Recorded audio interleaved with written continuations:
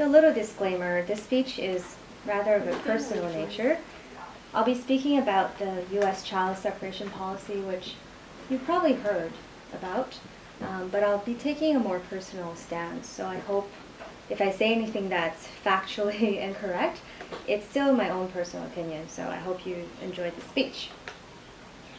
Recently I took a trip, it was a business trip, to North Carolina, Charlotte. I drove through the Appalachian Mountains. You probably know of the Appalachians. There's only two mountain ranges in North America, the Rockies, which we all know, and the Appalachians. So it was my first time down south, this mythical area in the United States, these former Confederate states, where during the American Civil War, it was the Deep South. And I knew that roughly where I was in the south of that, in South Carolina, I was in North Carolina, but in South Carolina, I believe the Confederate flag still flies there. So it's a place that did not see a lot of immigration traditionally compared to some of the other states in the United States. Except for maybe Texas and Florida.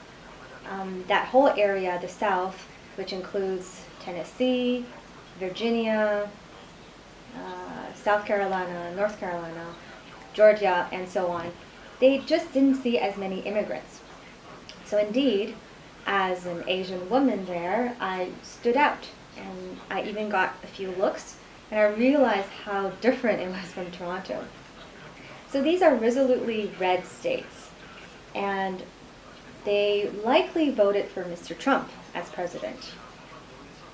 They probably voted to have their way of life protected, and I can see why. I mean, you have the beautiful mountains, you have these roads, you have communities, everyone knew each other, and it's just a tranquil community nestled in the mountains. So for them, they probably didn't want anything changed, which is why they voted for Mr. Trump. Everything's great, so why change it? Why have immigrants come in?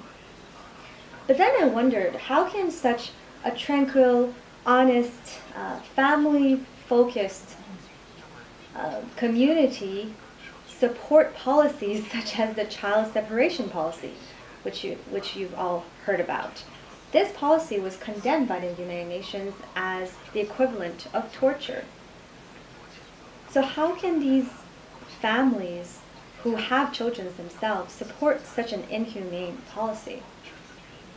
Let's talk about this policy for a while. I mean, you've all seen the news, you've seen images of children being forcibly taken from their parents, children crying, the calls of distress, young children being wrapped in tinfoil and sleeping on the floor like animals in cages. And these are shocking, heart-wrenching images that made even Americans take to the streets, and they protested against such practice. This was enforced, I believe, in mid-April of this year, and since then, the House of Representatives voted on a moderate immigration bill, which also would inject $25 billion to fund border security, including the money that will go into building the wall. Because of this policy, 2,300 children were detained by the U.S. government under the Trump administration. And they administered what we called a zero-tolerance policy. So zero tolerance means that any adult who illegally crosses the border, even if they're refugees, even if they're fleeing violence, so any adult would be prosecuted.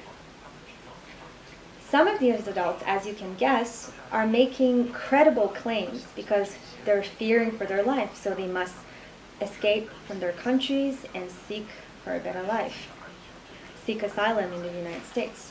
They come from countries like Honduras, Guatemala, or other Latin American countries which are less stable. And then once these adults cross the border, obviously they take their families, and they would have children with them. So the children will be taken from the parents and detained in a separate location. So you can imagine just any of you, even if you don't have children, you're here with your family, seeking for a better life. You've crossed like kilometers, you've gone through so much hardship. And after this journey, you arrive finally at your destination, and your child is taken from you. So to have a child taken from a parent is probably the most inhumane thing that can happen to any person, animal, any living thing. I'm actually choking up a little bit. I don't even have children. So because of the UN's condemnation and also the world just protesting, Mr. Trump recently issued another executive order, and that executive order was to end that separation. But that doesn't mean that adults who sought asylum, who are seeking asylum, would not continue to be prosecuted. So that caused a whole ton of chaos at the borders, because at first it was zero tolerance, just take the children, detain them, take the adults, detain them. But then he's coming back on it, and they're trying to reunite these children and parents.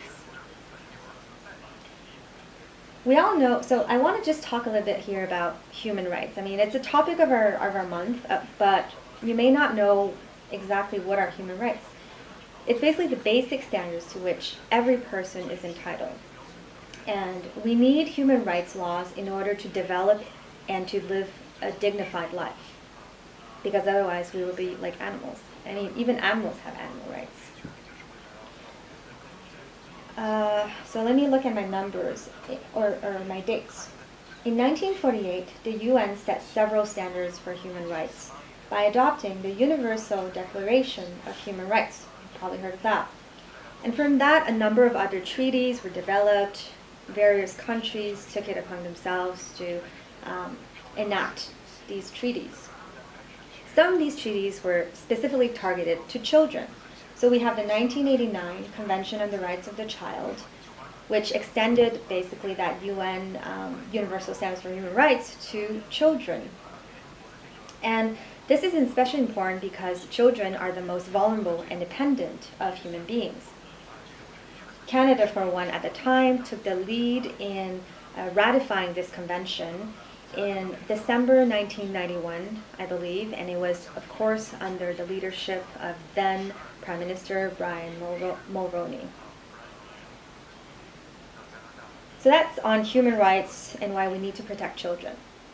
And now let's go back to this zero tolerance policy. Why did the Trump administration administer zero tolerance? It's because they want to show an example. Like with any zero tolerance policy, they want to persecute anybody without any exceptions. And this way, they would be able to play on their emotions so that these immigrants would eventually be scared, return to their country, spread the word to other potential refugees. Do not go there, they'll take your children away. And the goal is basically to send a signal.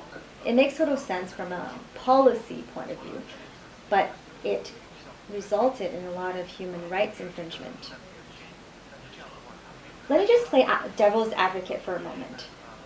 So I know that a lot of people think that the Trump policies are completely inhumane, and whoever supports them are these subhuman, disgusting, heartless people. But let's just for a second step into their shoes. They're probably thinking, well, by illegally crossing into the US, these people who are crossing are inherently evil because they're resorting to crime and lawlessness to get to their goal. And that's not something you want to teach children, do you? You wouldn't want these criminals to raise innocent children in this kind of environment, to teach them that you can break the law in order to get where you want, that you can take shortcuts, skirt the law, and at the same time pollute the hearts and minds of our American children. So by taking these children away, the U.S. prosecutors' argument is that they're actually protecting these children because children are innocent and our federal institution can take care of them so much better than their lawless parents. We can give them a safe harbor to grow up with without the pollution and the crimes that their parents committed. And therefore, their dreams will be able to blossom with the American mentality. It's kind of similar to what the Canadian government did to our indigenous groups back then with the residential school. It's no longer. It's when the government thinks that they can do better than the parents because the parents are criminal. And then they'll say, well, detaining children is wrong, but it's just a temporary solution while we sort out the mess with these parents, okay? It's the parents' issues. We want to protect the children. And citizens will also think, well, these refugees coming in are leeching off my hard-earned tax money, and they have infringed the law. So a society based on the rule of law is generally good, but it can result in these rigid and twisting reality situations. So hopefully you can kind of see it from their perspective for a while. I even read an article where, I don't know if it was a senator or somebody said, hey, do you want to teach your children the mindset that you can just walk into Disneyland for free, go on every ride for free without paying? Well, if you let these refugees in, that would be what we'd be doing. Right, but we all know that, of course, these refugees are not coming into Disneyland. Far from it.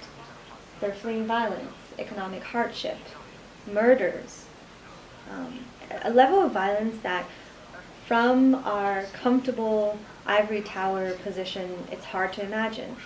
From their cottage home nestled in the Appalachian mountains, they cannot imagine. It's something that they can't understand, and they wouldn't have left their homes if they didn't have to. They wouldn't have done it if it wasn't the very last resort. So where are we now?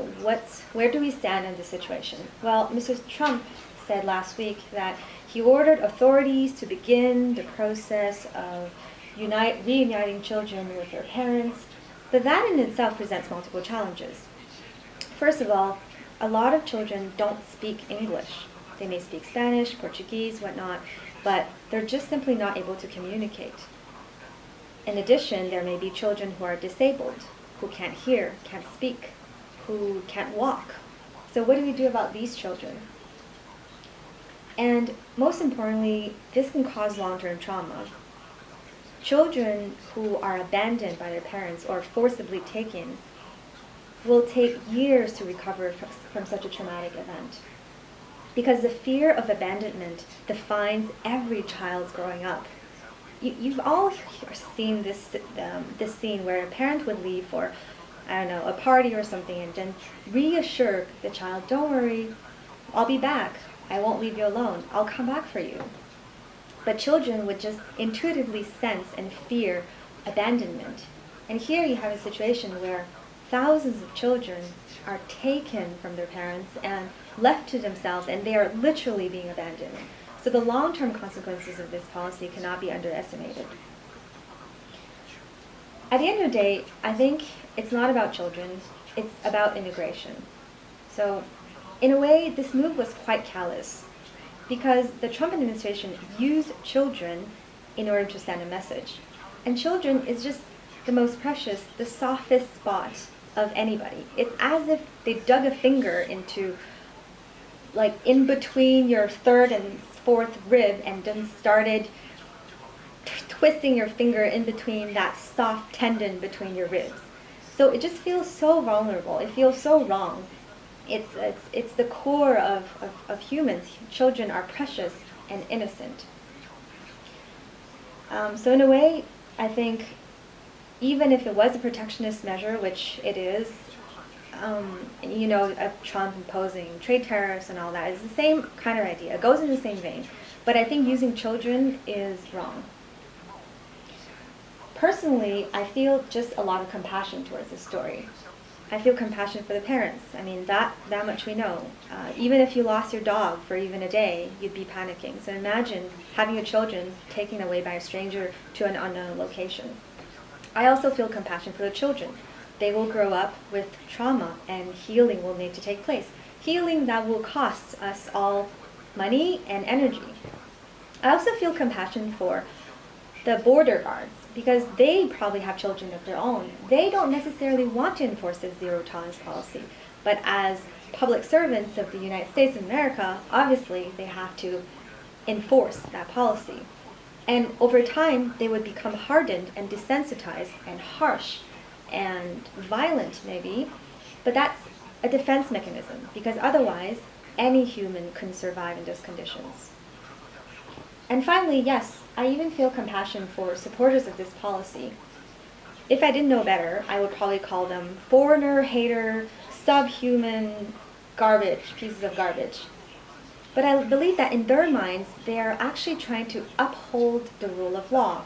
They're trying to protect their country's integrity and what they knew growing up to be true and good. And at the end of the day, we all want the same things. Some people just won the life lottery and were born in pristine Appalachian mountains, and some other people were born in the middle of the war. So people will always want the same thing, which is safety and protection for their families. Thank you.